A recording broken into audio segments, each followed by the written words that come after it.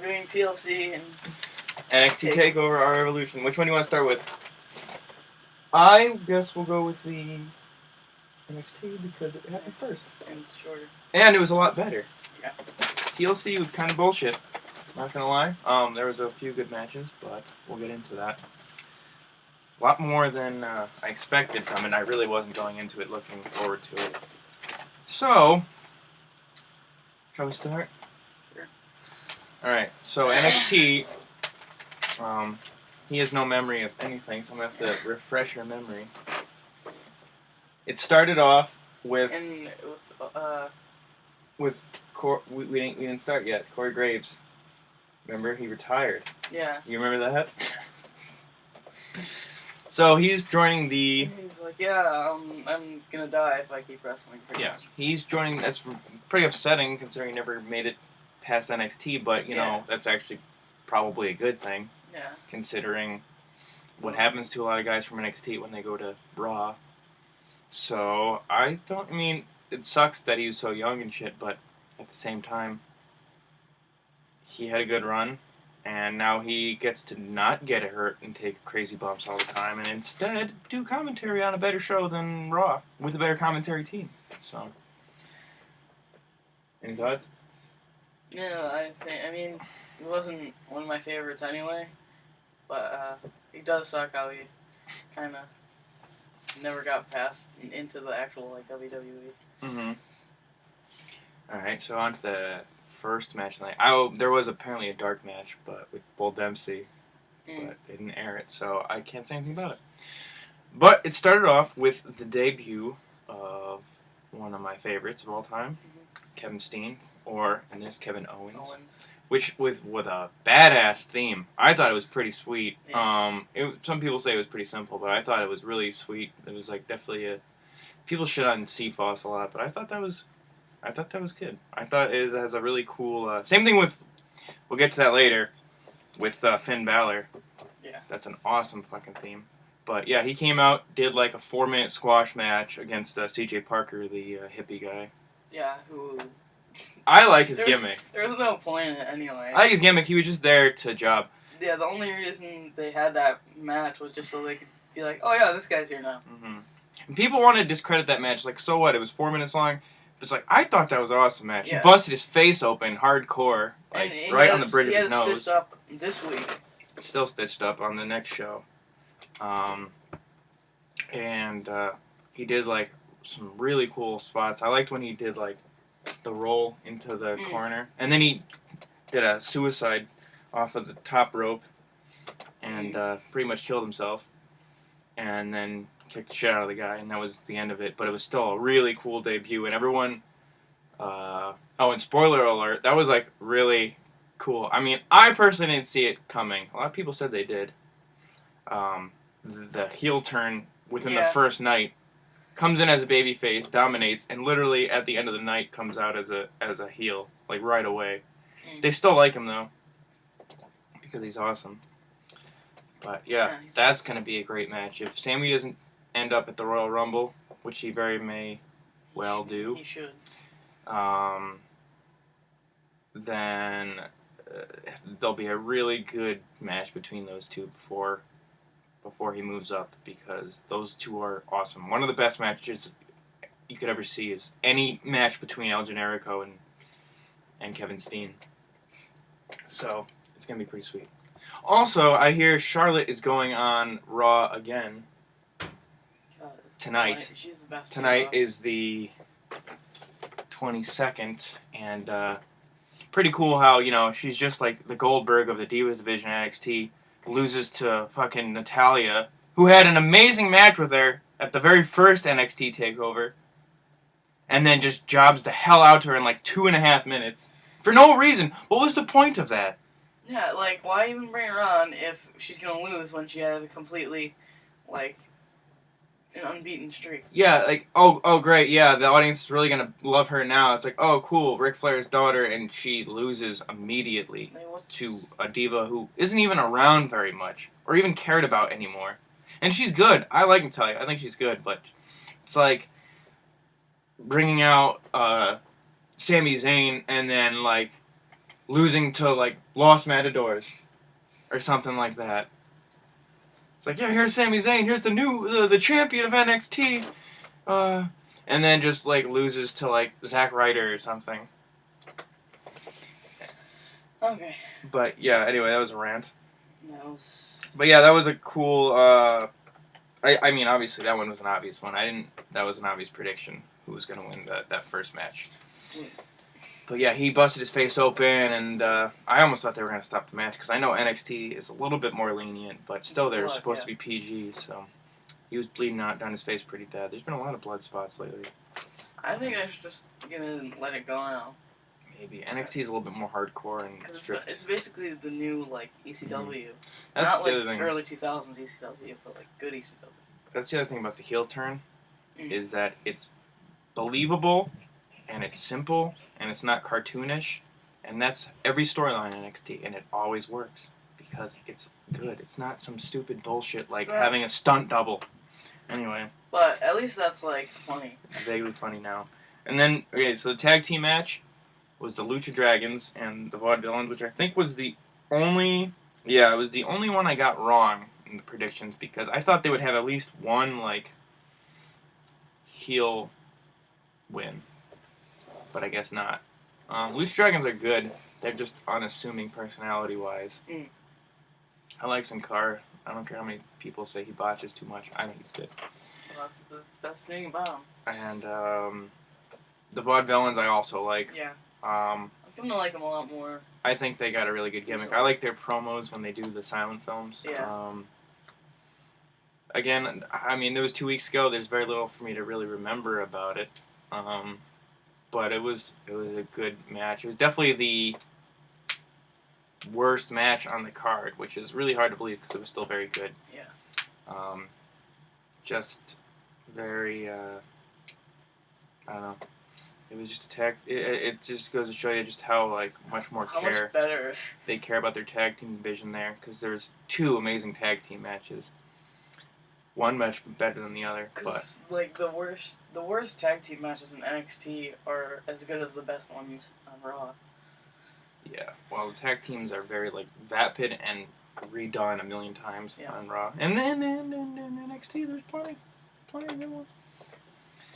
And only use like 4 still. Yeah, I thought that they both have relatively good gimmicks. I think the Vaudevillains will do pretty good when they make it to Raw. Maybe they'll have to change or something, but I think they should keep in with this brute man thing. Sick and egg. Yeah. And because I don't know, they're funny to me. But then the next was, I bet you don't even remember this. It was Baron Corbin. Oh yeah. And it was Ty Dillinger, which is another Baron Corbin squash match. Fine. I mean, it's like Goldberg. He's pretty much just like Bull, though. Yeah, he's Bull Dempsey. Well, that's the whole thing. They're leading up to a battle because they did a stare down of like big fat guys. Yeah.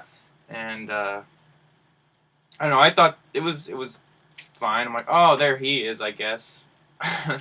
I don't mind it. It's I don't hate it. I don't like it, but it's there. Some people really have a big issue with it. Other people think it's awesome. Maybe, it's fine. It's Goldberg, but even shorter. It seems like. Okay, and then the one I was probably most excited about was, besides the final match. Actually, okay. The last 3 were all like things I was really highly anticipating. Yeah. But then there was Finn Balor and Hideo Itami versus the Ascension, in which was pretty obvious that Hideo and Finn Balor would win.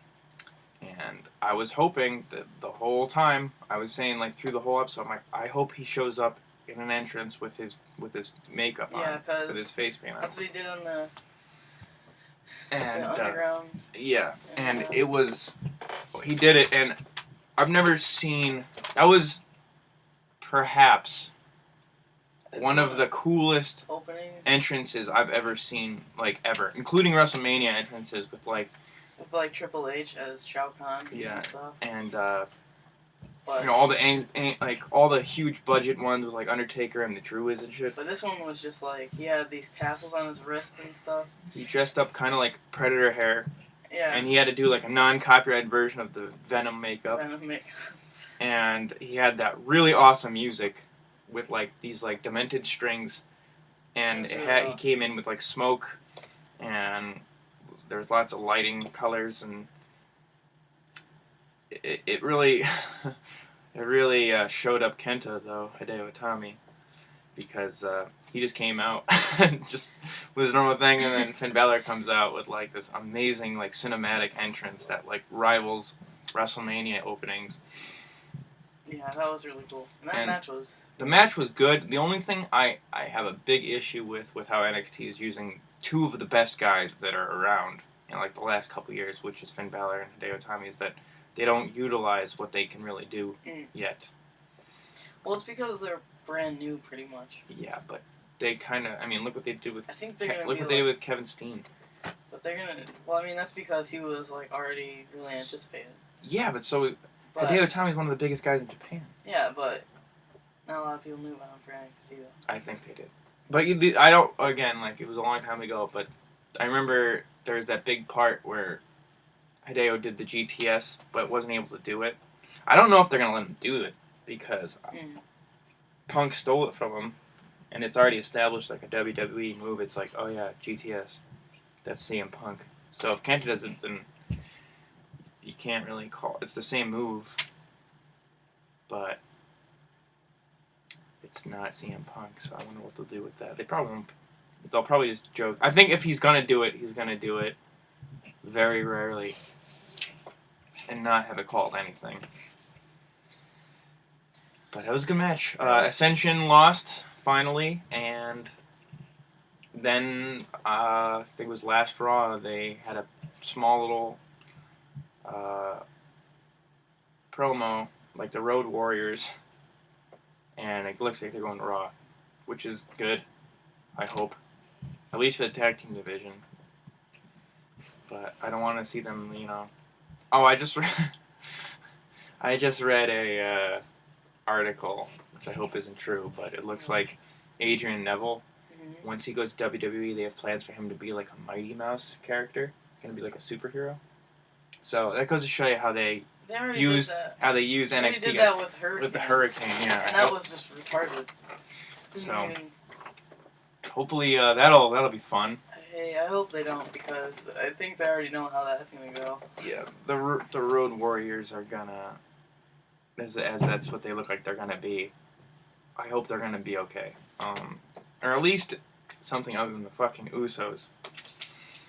And then Charlotte versus Sasha Banks, which this is like a perfect example of how Diva Wrestling is just as good as anything else, but you don't get to see that on Raw because they are more concerned with having lesbian spots and being models and stuff, and really, really dumbass storylines for their fucking stupid reality show.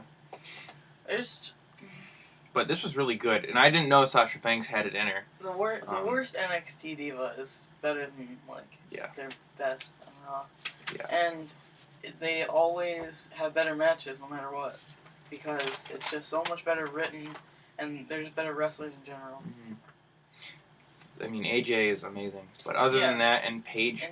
But they haven't used Paige in like a month and a half. Everyone else on there. The last thing she did was a commentary.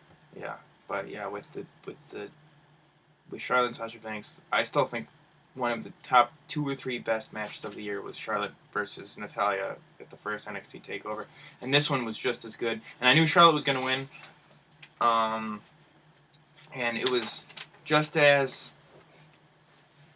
dramatic, and like it was just they put on an amazing match. They really did, and it was very sort of cinematic, and you got pulled in, and I didn't know Sasha Banks was that good, so she showed me.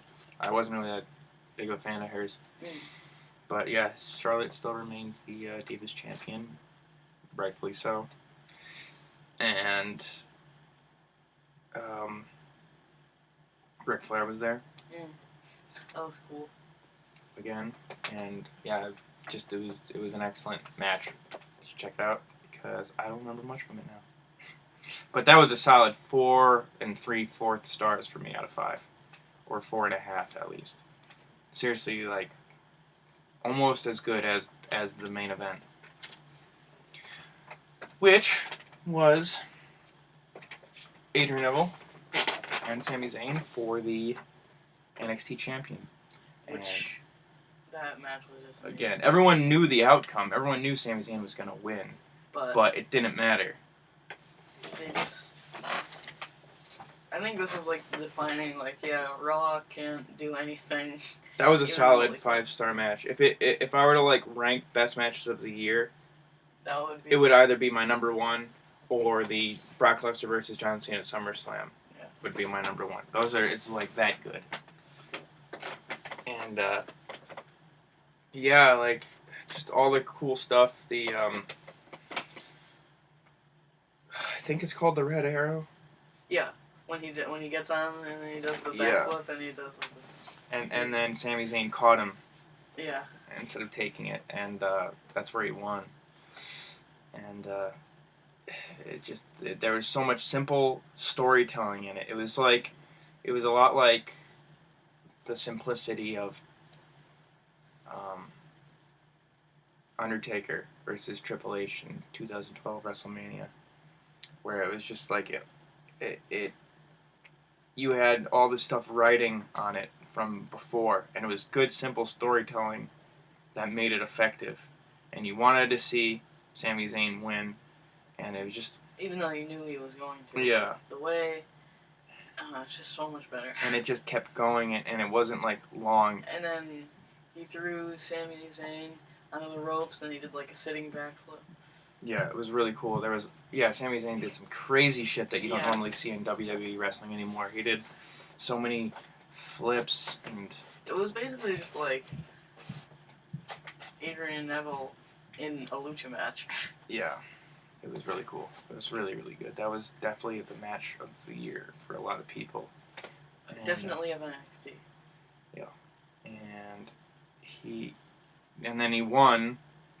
And then all the NXT. It was just like, yeah, super personalities. effective. Like, it just kept going. The ending just kept going forever, for like 20 minutes. All And like, the NXT personalities. Kevin came out Owens and- like led them all out because, you know, he's Sami Zayn's best friend and he's known him since Ring of Honor and all that stuff, and he brings everyone else out, and it's just really just, you know, like, it's supposed to be emotional and happy and all this kind of stuff, and then he does that heel turn where he fucking throws his like head into the steel floor.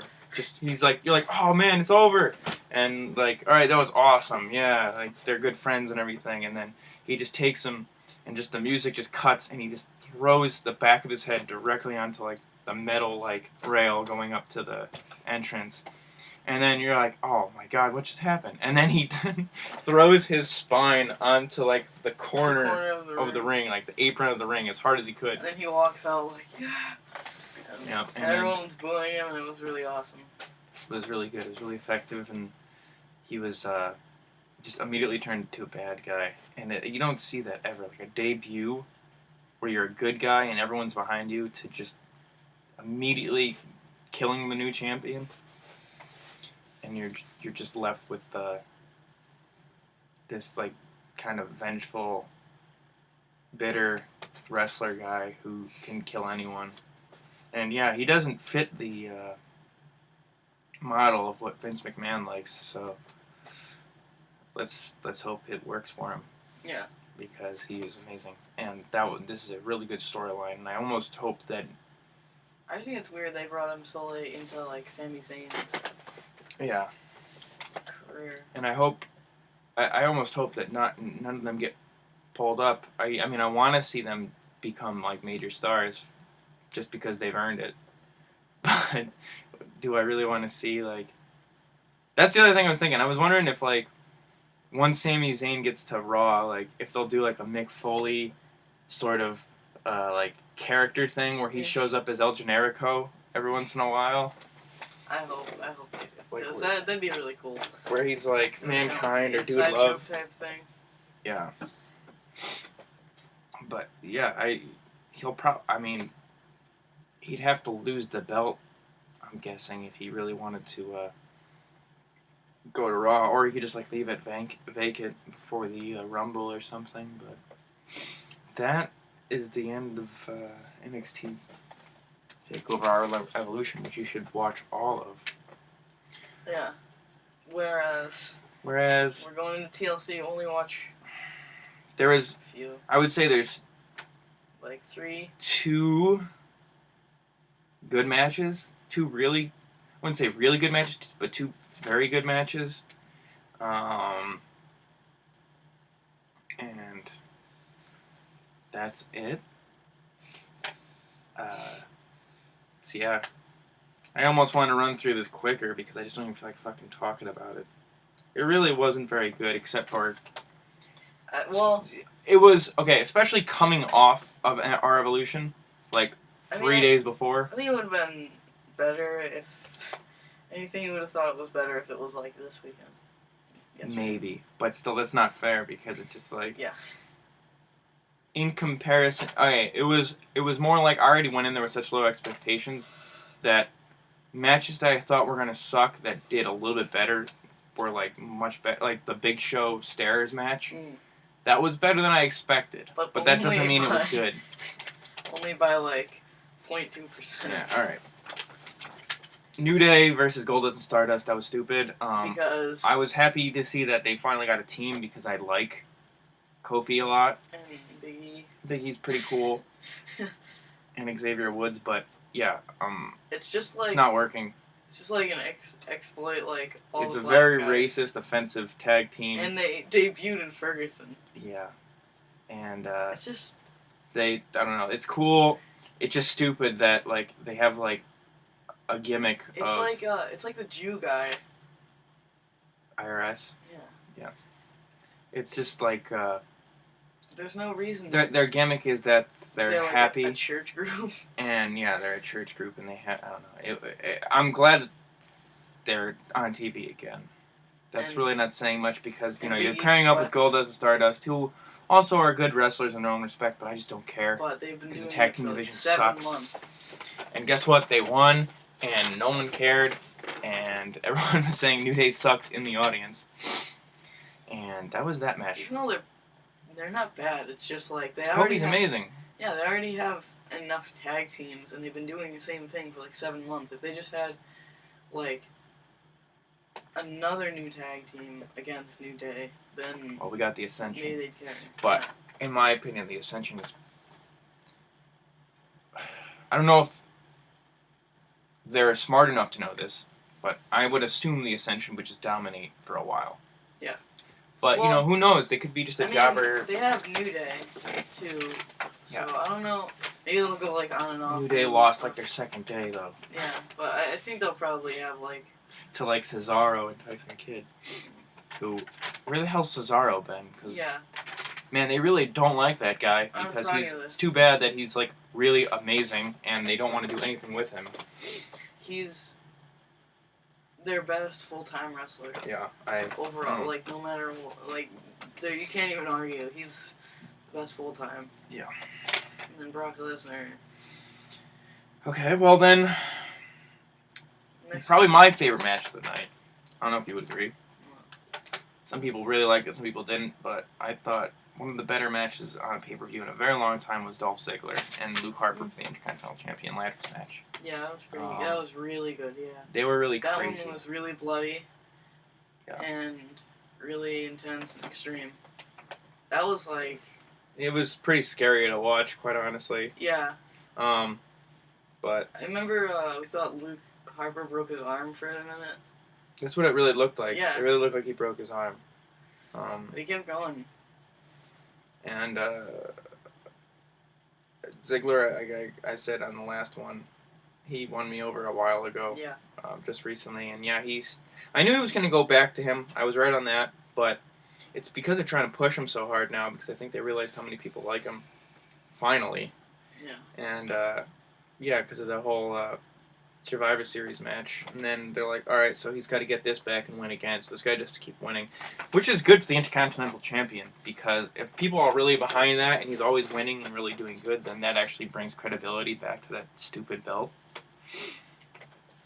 So, because Savage was an Intercontinental Champion, you need to like have big guys do it again instead of it just being like this other bullshit belt where you lose all the time. And yeah, they did some crazy ass bumps here. And they both got hurt a lot, and they must have put on a really good show, because I didn't think they'd be, he came back on Raw, Dolph Ziggler, perfectly fine, so they just did it really well. Apparently they know how to be safe, because it didn't look safe. A lot of the time, Dolph Ziggler is like, oversells a lot, but this one, I think it was accurate. Yeah. Because he was getting his ass kicked. Because this was like up there in the ladder matches with like Edge and Matt Hardy and stuff. Sort of. I mean, I wouldn't go that high, but it was really, really good. Like it was definitely one of my favorite matches of the year, which people would argue with. It was really good. Yeah. That was really good. Then, Usos versus The Miz and Damien Mizdow. This one's just like a joke. I was wrong on this. It was one of two that I was wrong with. But it was wrong, kind of, because Mizdow and Miz were just being assholes, and they got a DQ. So they retained the titles, but it went to the Usos. Again, don't care. Do not care at all. No one did. No one did. Should. It was. It's basically like a joke that they're. It was based around a match to further build Damien Mizdow. No, it wasn't about that. I mean, it was more about just Damien Mizdow again. Yeah, no, that storyline is stupid with like getting a record contract for Jimmy Uso's wife. What the hell's her name? I don't care. Yeah. Yeah, that was stupid. And that storyline's dumb, and I forgot about it. And I'll be reminded about it 15 times tonight on Raw. So, I don't know. That was a bullshit match, totally bullshit. That's what brought it up, but it wasn't about that. It was more about, if you're gonna fucking keep doing this thing with Sandow, do something with it. Stop doing the same match over and over again, and people laughing about him doing the copycat shit. I get it. It was funny for like a second. And then it's like, okay, so if he's going to do that, then make him do some sort of... Make him overpower The Miz. Make him do like a turn. And they were like, no, let's just not do that, because The Miz is our only source of like... I don't know. They don't need another face of the company. I've heard it's not going to happen. He's not a baby face. Exactly. But I think JR's been saying a lot in his podcast that he thinks The Miz would be a really good manager, which I agree. Maybe he should just be Damien Mizdo's manager or something. Because what should happen now that he's got so much heat going on, I think Mizdow should like at least either get betrayed by The Miz or get hit by The Miz, because I know he's going to be a babyface, because he kind of already is. But I don't know, do something with the guy. Make him actually a star instead of making him just be this like one-note character where he does kind of funny shit. Okay. This was pretty good. Oh, wait, no, it wasn't. I thought I was looking at the match after that. Okay. Big Show versus Eric Rowan. This one, it was the first one ever, and I can see why. And they're never going to do it again. If they do it again, they got to be more innovative. Or they can just not do it again. I don't think they will, because it's dangerous and it had a really bad reaction. Yeah, it wasn't very... Okay, this is Big Show versus Eric Rowan, and this was actually the other one I was wrong on, was Eric Rowan lost to Big Show, which I didn't expect, especially like now, because they're trying to like kind of put over new guys. Like he's a good guy and shit, but whatever. It was stupid, and they lied about the weight of the ladders a lot. No, the steps, they said they were like 280 pounds for the bottom, and it's like... And, yeah, I don't know. There was one part, you know, like there was the only thing I could think that they could do in a stairs match was pick up stairs and throw. But I guess they did the best they could, and one of them Eric made like a wall. Yeah, that too. Of stairs. But he also Big Show put it in like the turnbuckle. Yeah. Which I thought was pretty cool, but they didn't do anything with it. Yeah, and he had a hard time getting it out. Yeah.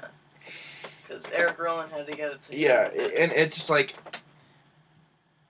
I think people who like both the characters would think it'd be a good match, but then you're putting aside the guys' similarities. It's not going to be a good match. Same thing with Kane and Ryback. It's like, why do you want two giant ass like lumbering dudes to fight each other? You have to have good complementing. They're like slow, and they can't do great anything. 2 7-foot dudes wailing each other with giant ass metal steps. Yeah. And that was basically that match. It was better than I expected, but that's not saying very much. Yeah. That's like... And then just both fell, like, slowly through the wall of stairs. And nothing happened. That was it. I mean, it was a little bit entertaining. I was surprised. That's all I could say about that. The only reason it was entertaining is because you're like, oh, that didn't look good. Yeah. Cena and Rollins. Again, I was right on this but with this happening,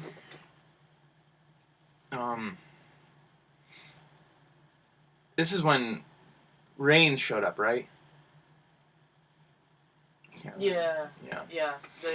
This was actually a pretty good match. You know, no one likes Cena, but I know when Cena could have a good match. Like I'll be excited for a Cena match if there's like he's paired up with someone good.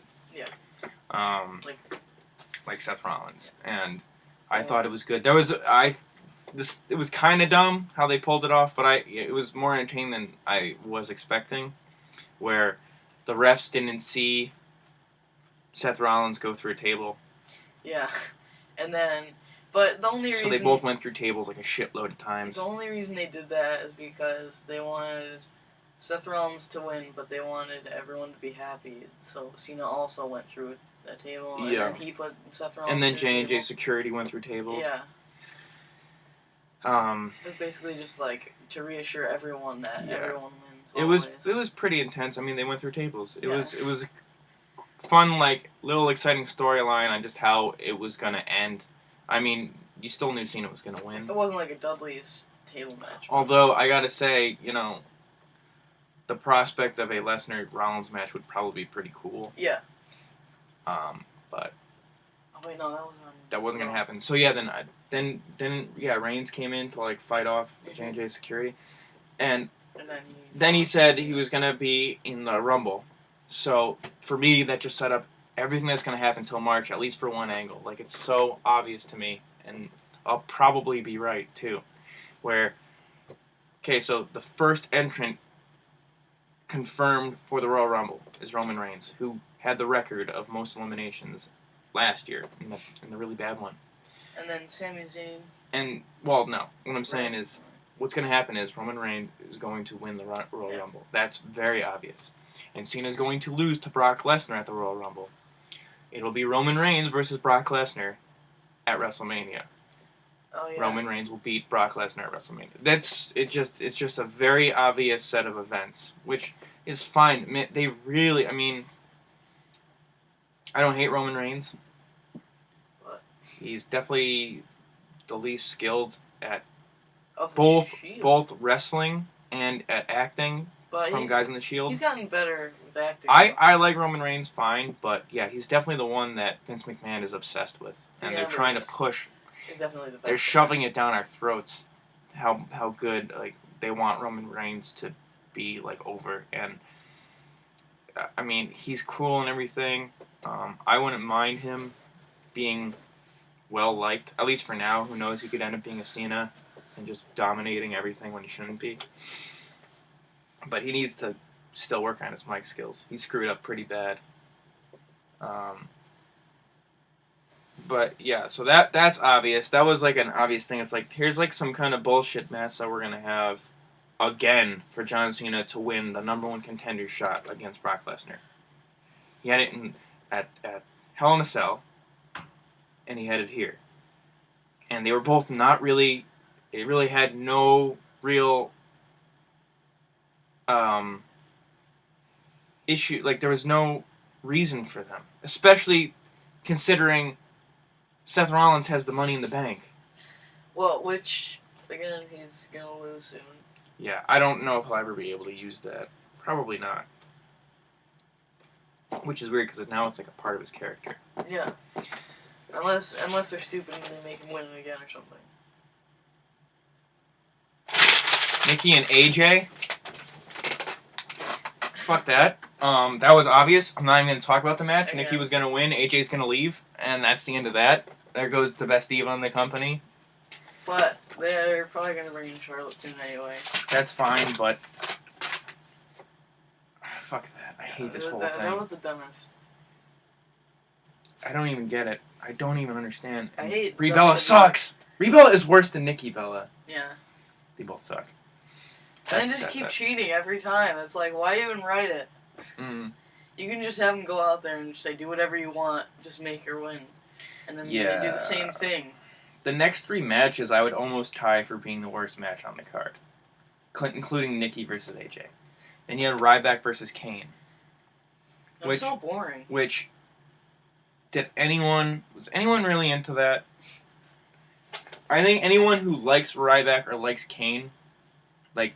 would know, like, why. No, well, I mean, no, because we watched it with our cousin Jamie, who's a fan of both. Well, no, Yeah. he hates Ryback. He likes Kane. Yeah. But it's like, dude, you don't understand. These dudes are both immobile mountains.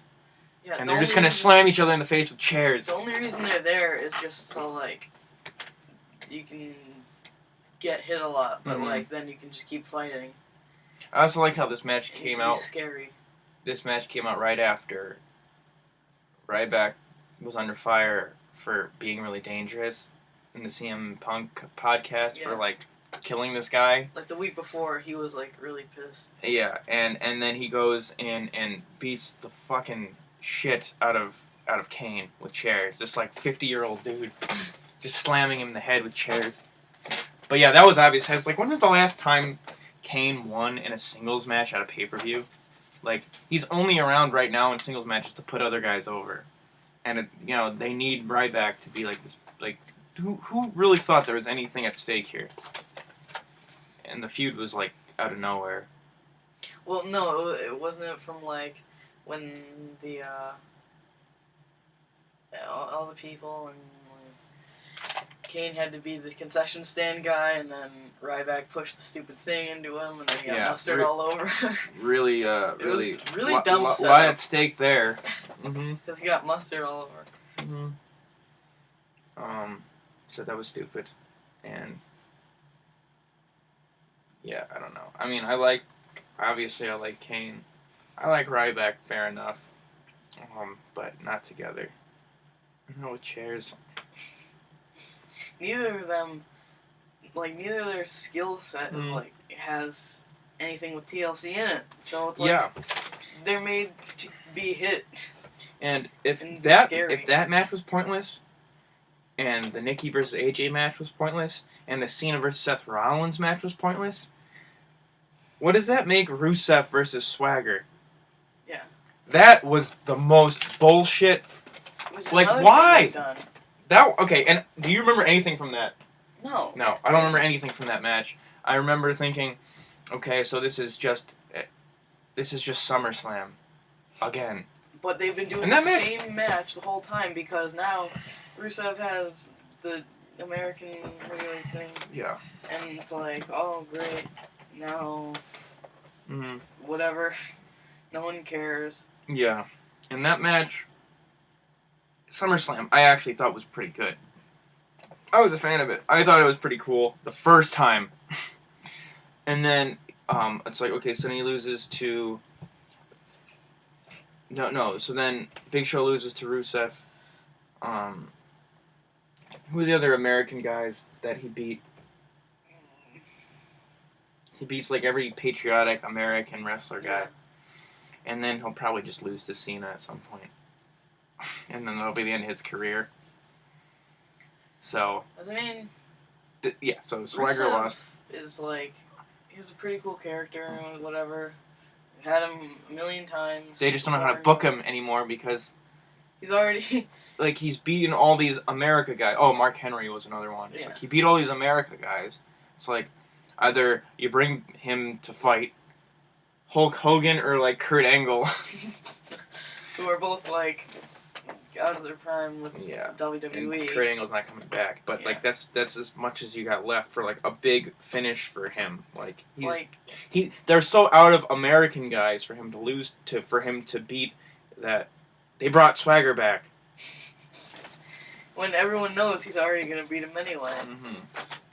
And then, like that was so dumb. I don't know. That was just Rusev's stupid. another Goldberg. He's like he never loses because like that's his character. Yeah. But when they make him lose, they're like they try to bring him back, but they can't because they already but his character. I don't know. Like Ryback, I think lost to Punk his first time, and like Goldberg lost to Kevin Nash. So like those are never been like successful. You need something really big and like a big return. So like The Rock would be a good circumstance for that. He needs to lose eventually, but it's very hard to like put a good capstone on something like that without screwing it up. And they're very good at screwing shit up like that. Especially in WWE Raw. Yeah. But no one cares about SmackDown anyway. Yeah. We already talked too much about this match. So, then the main event. Man, that was a lot of shitty matches right before that. Was Bray Wyatt beating Ambrose in a TLC match. This one... And I saw this one coming too because I knew Wyatt needed a good like heel win. But it was kind of weird because it almost seemed a tacked on pin because Ambrose was like kicking the shit out of him for most of the match. Yeah, and then he comes back. Well, everyone knows how much I love Bray Wyatt and Dean Ambrose because but this was like another really good one because they're really good paired up together because it's not like Ryback and Kane. It's a good comparison. People don't like this feud. It's not doesn't really have much going for it feud wise, but it's good to see these guys but it's wrestle. Like they're so different and they're such good wrestlers separately that like together they just gel like really well together because the characters. Yeah, no, it's. I mean, they have a lot in common. That was one of the reasons the feud is stupid. Yeah, it's because they're both just supposed to be like weird, crazy guys. But it's like it's different. Like Dean Ambrose is like insane, and Bray Wyatt is insane. But he's like a magic guy from the South. Yeah, that was the other thing because they kind of gave a shitty finish to the Rollins Ambrose feud. That's weird that that's just over now. Because it was supposed to be Rollins, Ambrose, Cena. But then Cena was just like kind of left out for a little while, and then Seth Rollins was like, yeah, now I'm going to beat Cena. So, yeah. I mean, it was a really, really cool match for the most part. Yeah. Probably 4 stars. They utilized everything. I mean... The end was what was pretty ridiculous about it, but also pretty surprising. It was one of those moments which I probably shouldn't have been that dumb about, but like, my suspension of like disbelief was like in effect when he pulled out the TV. Yeah. Like I thought, like for a good fraction of a second, I thought the TV actually exploded on him for a second, and then I'm like, oh no, this is just some kind of gimmicky ending. But yeah, he took a TV out from the bottom of the ring. And once he tried to pull it from the cord, it exploded in his face. Like looking at it, he was making dumb faces, and then he ran after him, and then he's like, oh, and Bray Wyatt was all magical and stuff, and then pinned him. Yeah. The match itself was good. Good thing that it's cool. I think it's really cool that these two relatively new guys, especially for like 2014, they main evented the pay-per-view. Instead of John Cena. And something like that. They did it too for Hell in a Cell. I think that's one of the better things because whatever people say, they could call it a double main event, whatever you want. But the last match is the main event. Yeah. And they said the Cena Rollins one was a main event as well, but it really wasn't. Because this was the finish one. This was the big one. This was the big finisher. They did the same thing with Hell in a Cell, where it was Rightfully so. Rollins. Yeah, Rollins and Ambrose was the main event, and then, And then- Cena and Orton was the other main event, but it wasn't. So, yeah, they put on a really good match for what they have. I don't know what's in store for their next one, but that seemed like a pretty good. It's not over, obviously. I think there'll be one more, maybe a Royal Rumble match. I don't know. Maybe it'd be cool if it went all the way to, WrestleMania. I don't. hear Undertaker, Bray Wyatt for WrestleMania. If he's actually going to wrestle, we don't know. But And put up I a don't know what picture of Ambrose would that. do. Nah. And then I'm gonna edit this one. I'm just gonna put it up as is. Yeah. So I guess that was that. NXT R-Evolution, a solid 4. A plus. Even like some of the great WrestleManias I've seen wasn't consistently great, like match for match. Yeah. This was definitely like an A plus pay-per-view, if you can call it a pay-per-view. And TLC was a good C, D plus. And The best match was like a 4. I know I'll enjoy the Royal Rumble just because Because the Royal Rumble, it's always. I'm a huge sucker for, because the Royal Rumble is always like, it's never a fantastic 5-star match, except for maybe Benoit. the Benoit one, yeah, or But let's not talk about or the one from 2001. But other than that, the one with Kane and Drew Carey. Last year's was fun because they got booed out of the fucking that. arena. But they're always fun. They're always entertaining. To me, at least. It's always like the first one of the year, so they have to put out their best material. Plus, unless there's some other bullshit finish like they did for Night of Champions, you got a Cena Lesnar match, and that's got to be good. It has to be. If not, then fuck that company. So yeah, that's that.